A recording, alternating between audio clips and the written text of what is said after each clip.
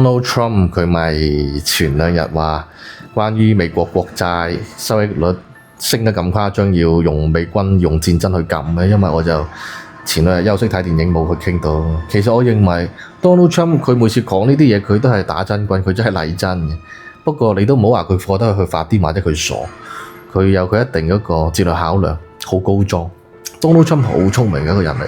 I've been doing this for 124 years. 我只能夠講就係，而家美國呢一個國家佢嘅國力下降得比我哋想象中要快，即係東升西降已成事實啦。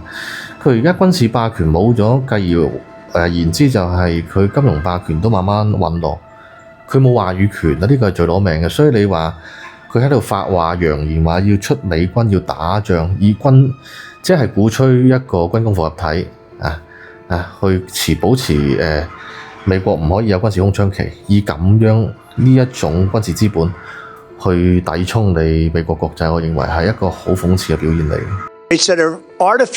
They're actually artificially high. Hello， 係 Nicholas。咁今日嚟講，我想講個 topic 就係關於一單國際新聞。嗱，咁啊 Donald Trump 喺8月21號面對記者公開發佈會，咪講過一番言論嘅。咁記者就問到就係美國國債咧已經突破40萬億嘅，而且嗰個國債收益率係持續高升，好誇張。咁就問 Donald Trump 點樣解決？咁 Donald Trump 佢咪話終極嘅干預手段就係用美軍嘅發動戰爭嘅。咁關於呢個議題，我簡單點明翻少少啦。因為而家美國財政部佢話所講嘅去回購美元去抵衝美國國債嘅收益率，我認為就天方夜譚，或者係即係好似就係Donald Trump 前嗰排咁樣，日本咪不斷去放美債嘅，咁美國佬開始急啦嘛，又開始去買日元咁樣。我認為呢啲只不過係週期性或者短期性嘅行為，冇用嘅，即係好似打激素啫嘛。你短期打有咩用啫？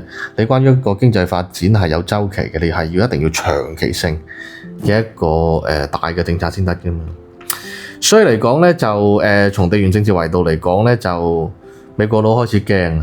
佢第一嚟講就軍事霸權同金融霸權徹底都冇咗。佢而家冇喺國際關係嘅維度，佢冇話語權，得把口講嘅。而家人哋國際優質資本啊，或者係國際資本都唔信任佢美國嘅呢個信譽價值嘅，所以導致咗美國嘅金融體系或者係經濟體系嚟講，你一旦失去咗佢嗰個信譽值嘅話，你變咗就越嚟越少優質資產流入。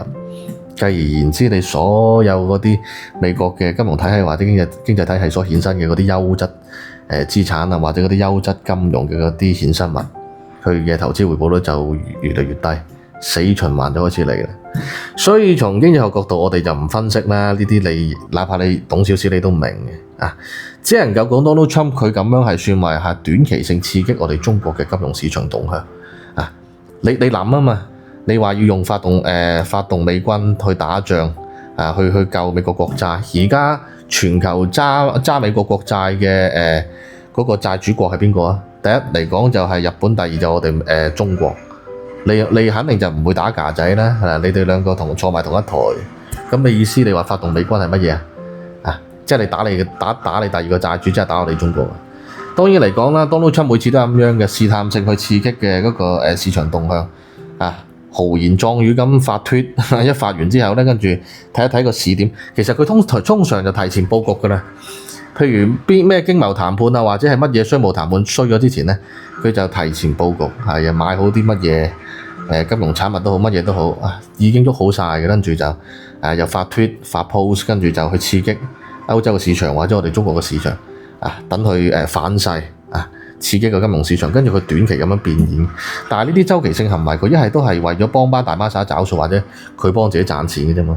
對於美國嘅本國利益係唔係幾好嘅？佢咁樣會令到美國嘅呢個國家徹底信用崩塌。唔好咁玩啊！係，而且你咁樣陸續必好多國家都對你美國呢個國家從國際關係嘅維度即係不信任啊！咁你會點啊？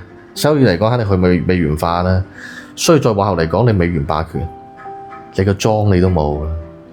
所以Donald Trump，我認為即係從長線嘅維度嚟講，佢好高莊。佢呢啲當下呢啲政策，佢周期性嚟講，你覺得佢好癲，但係如果長期制度化實施嘅話，好犀利，對全球影響都好大，對我哋中國都影響都好大。但係你實施到至得嘅，係咪先？所以都係嗰一句咧，捱過中期選舉先算啦。Donald Trump 多嘅就唔講啦。上述監察職責嘅網同粉絲歡迎加入我嘅組織。呢期先到呢度啦，我哋下期再見。